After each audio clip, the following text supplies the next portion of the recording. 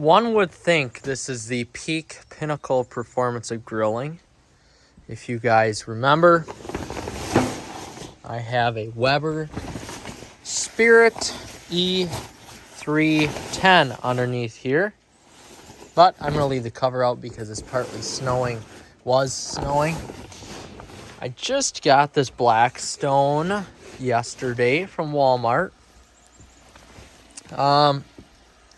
Was at Menards. Their Char King or Char Broil King, whatever brand that they sell there, was not cheaper than the actual Blackstone itself. So I wanted to buy the real thing and say, hey, I own a Blackstone. I own a Weber. This is what the peak pinnacle performance of cooking looks like for a culinary arts person such as myself, who owns a restaurant and golf course. So we are reviewing this Blackstone model. You may ask, why did you buy the E Series 22-inch over the 28-inch, which is similarly priced? Two reasons. I can take this, it's pretty portable, pretty lightweight. I could throw it in the back of my truck, bring it to the golf course if I have or bring it to the restaurant if I have some sort of, event going on where I need to cook outside. Pretty easy.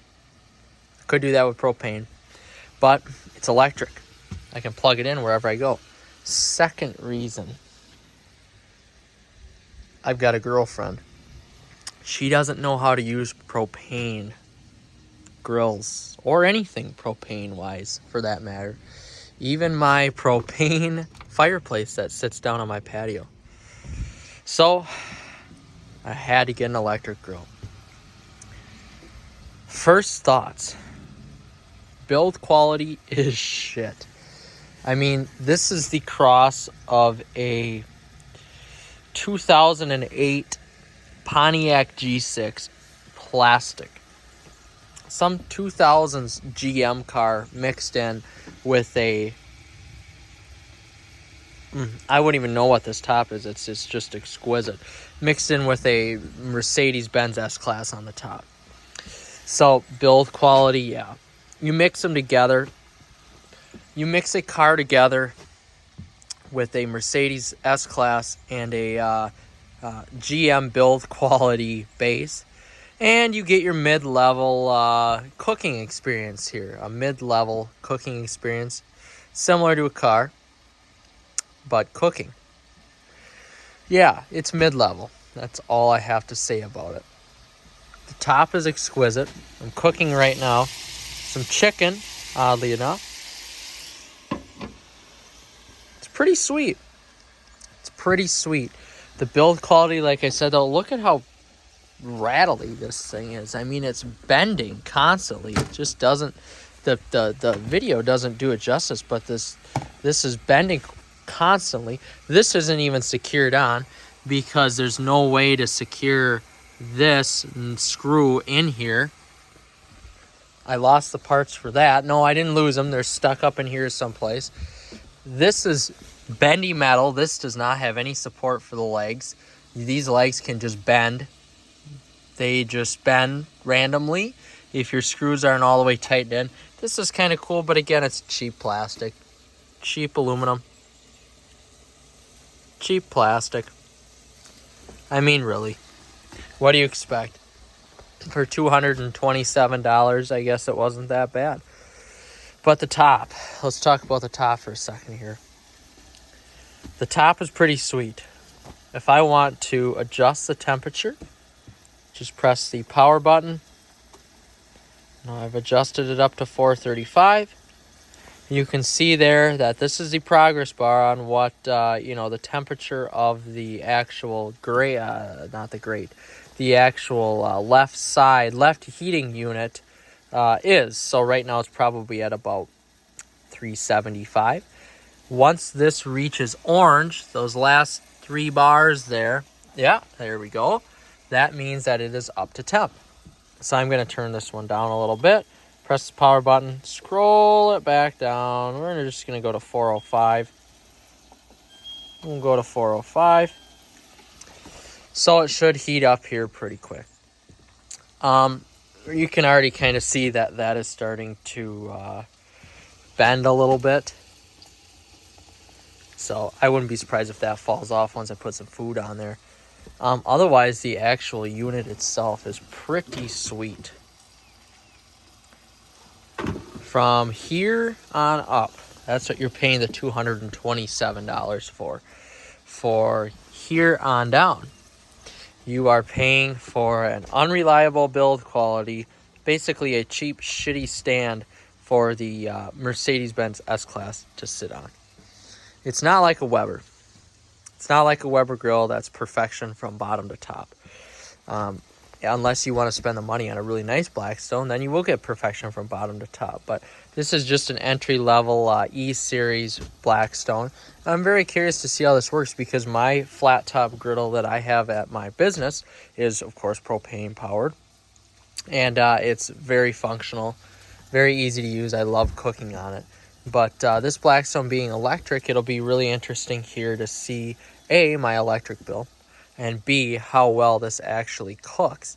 I think the screen right here, that's a pretty good gimmick. Whether it's a gimmick or not, I'm not sure. I think that's pretty cool. And this is portable too, so you could take it camping with you, everything like that. And to tell you the truth, you don't even need the stand. You just need this top part. That's what you're paying all the money for. This stand probably cost Blackstone $10 to make. It's really crappy build quality. So out of the whole thing here, if you can walk away and say, hey, this is a mid-level product and be happy about it, then there you go. That's what you have. If you walk away and say, hey, all I want to do is use the upper Blackstone part in my house or outside or whatever, build my own set, hey, then you're walking away with an S-Class. Then you're walking away with a steal of a Mercedes S-Class. Otherwise, yeah, it's a good grill. It's a Blackstone, so of course you're going to get everything that you need with it. I'll do a review here of how to actually clean a real griddle, I should say, restaurant quality. Right now, I just bought some cheap stuff at Menards or Walmart. I didn't bring anything from my business here, but I'll do a little review on that, on how to clean a grill as well. But overall, so far, so good. One thing I will have to say, though, like I said, the top part being the S-Class, you have to pay big bucks to get an actual cover for your Blackstone. Most of them don't come with covers. So then you're stuck with either a basting pan or something like that. You need to put some sort of a pan over the top of your food to actually reach up to temperature.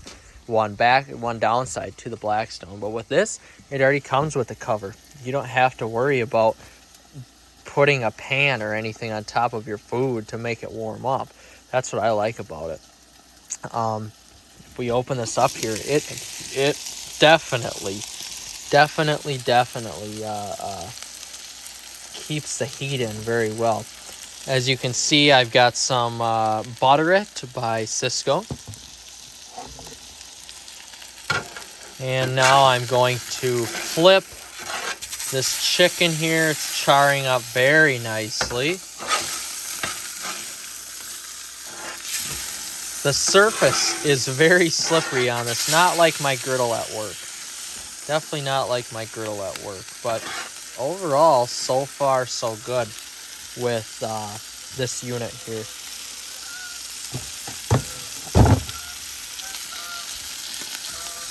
Throw a little water down. Close the top. There we go. So the chicken's cooking along quite nicely here as we stand outside in this cold, dreary day in April. So far, so good. Impressed with it? Yes. What you get overall with the whole product is that mid-level build quality. But what you get with the upper product is that top level Blackstone. It's pretty good. It's right up there from a guy who owns a restaurant. This is a S-Class. I would say the top is an S-Class. Yeah. So if you're in the market, this E Series, 22-inch E Series, definitely a must, especially if you live in a residential area. Maybe you don't want propane or you can't fit propane in your car or whatever. The electric is the way to go. So hopefully this helps you guys with your purchase here. Again, I just got it to complement my Weber, so I'm just kind of trying it out here. It's different from going from a griddle to a Weber when I come home from work. So I just wanted to have something that complemented it and didn't need it to be overly huge.